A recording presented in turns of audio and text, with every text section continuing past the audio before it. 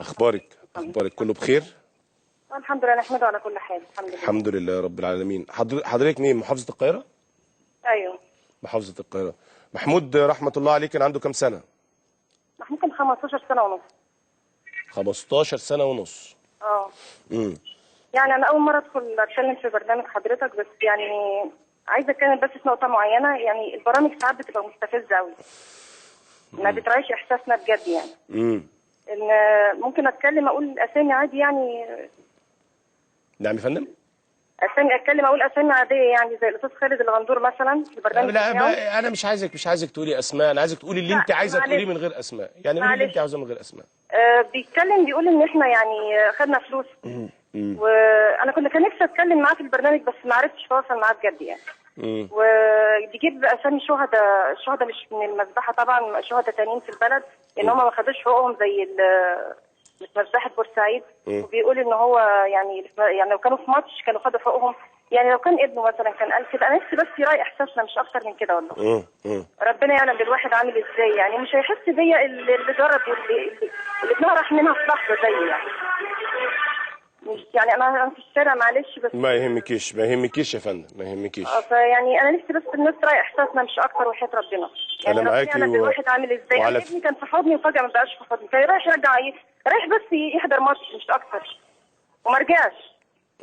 فانا بقول يراعي احساسنا مش اكتر في البرامج، بس يعني فلوس ايه اللي بيتكلموا عليها والله. بالظبط. انا معاكي يا فندم. على فكره دي كانت شكوى يعني مش من حضرتك بس، كانت هي دي شكوى متكرره من معظم الاهالي لما بنتحاور معاهم وبنتكلم معاهم. فعلا هذه شكوى، يعني كتير منهم اشتكوا من هذا الموضوع. بيني وبينكم انتوا عندكم حق، لان فعلا عيب ان احنا توصل المرحله لفلوس وخدته. عيب يعني.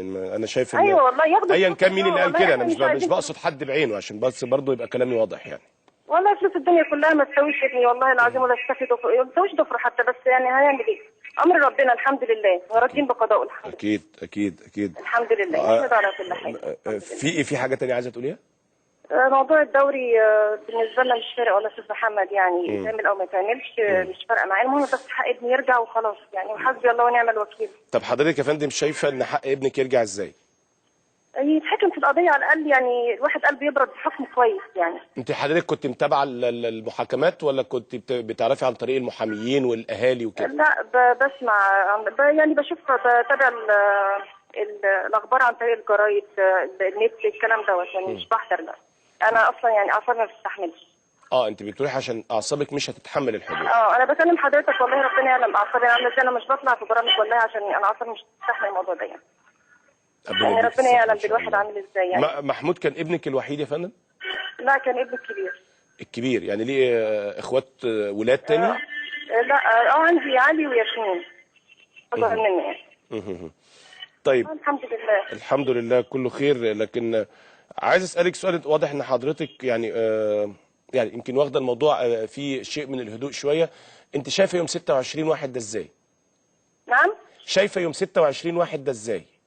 26/1 26/1 اللي هو يوم الحكم يعني. يوم الحكم؟ يعني مش عارفه، انا مش حاسه اني مش متفائله خير بصراحه. حاسه ان الحكم مش هيبرد قلبي، مش عارفه ليه. مش عارفه، جايش من ظروف البلد، مش عارفه بصراحه. بس يعني ايا كان الحكم يعني هقول برضه حقه عند ربنا. هو مجرد احساس عندك مش اكثر. مجرد احساس، بس يعني برضه برجع اقول حقه عند ربنا. يعني الحكم زي ما يكون بقى، يعني حقه عند ربنا ان شاء الله، يعني هياخدوه بقى في الاخره ان شاء الله. وحسبي الله ونعم الوكيل فيه. جميل ان شاء الله. حسبي الله ونعم الوكيل فيه. ان شاء الله. انا بشكرك يا فندم. ولو حضرتك عندك اي حاجه عايزه تقوليها، اي موضوع عايزه تثيريه، انا تحت امرك. تتفضلي. زي ربنا يخليك يا استاذ محمد، ربنا يخليك. انت محترم والله. ربنا يكرمك يا فندم. اشكرك وتحياتي يعني قلت لحضرتك كل اللي كان نفسي اقوله بجد يعني. وانا تحت امرك في اي وقت، ساعه ما تحبي تقولي عايزه اي حاجه انا تحت امرك. اشكرك شكرا جزيلا يا فندم. انا معايا دلوقتي والد سعد جمال سعد. السلام عليكم يا فندم. السلام ورحمه الله وبركاته. ازيك يا استاذ جمال؟ الله يخليك، الله يكرمك يا رب. اخبارك ايه؟ طمنا عليك. الحمد لله، ربنا يخليك يا رب. تكلمني منين؟ انا بكلمك من بورسعيد. من بورسعيد. انت من ضمن الاربعه اللي هم من بورسعيد؟ الخمسه حضرتك. الخمسه عفوا. تمام. يعني مش عارف اقول لك ايه، بس عايز اقول لك يعني انت احوالك ايه؟ عايش ازاي في ظل ان انت من البلد نفسها؟ قول لي. والله احنا بنقول يا رب والحمد لله، يعني ربنا كريم جدا، يعني الحمد لله الحمد لله. كله يعني الامور ماشيه بشكل كويس؟ الحمد لله. طبيعه عملك اكيد التجاره اكيد كده زي كل او معظم الحمد لله الحمد لله. الحمد لله تمام، يعني الحمد لله رب العالمين. انت فاتح التلفزيون ولا لا؟ لا، ده انا ماشي